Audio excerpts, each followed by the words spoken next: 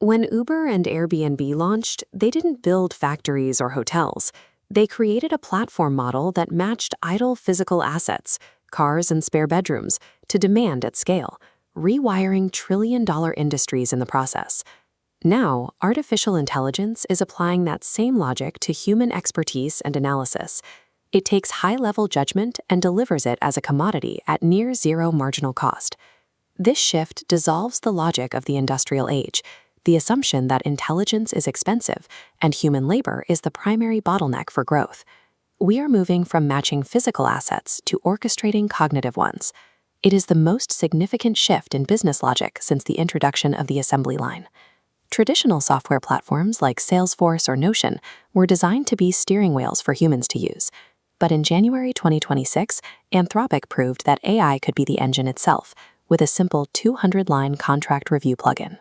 Once the market realized that the steering wheel was no longer necessary, it triggered a $285 billion sell-off in SaaS market capitalization.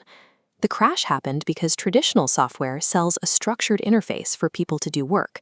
In a world where AI agents can do the thinking themselves, the subscription fee for that interface becomes a wasted expense.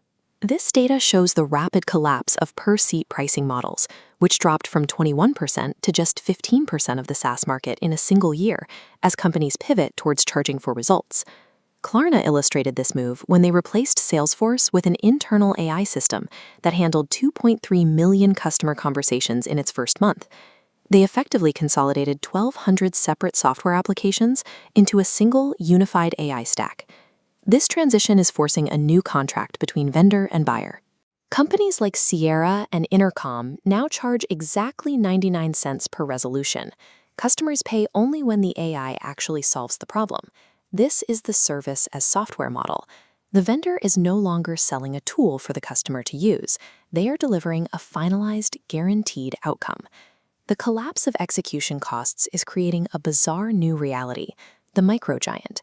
These are companies like Lovable or Cursor, where a 5-person team can generate $200 million in revenue.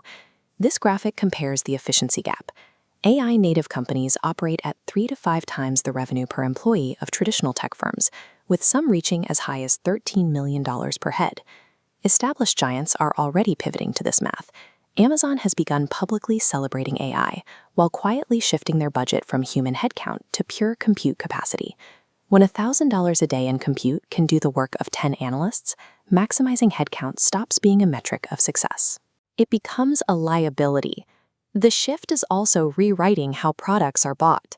McKinsey projects that by 2030, agent-mediated commerce will account for nearly $1 trillion in U.S. retail alone.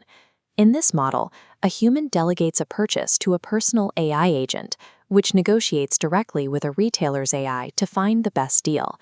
Because agents ignore emotional storytelling, the entire marketing-to-conversion funnel compresses into a single API call.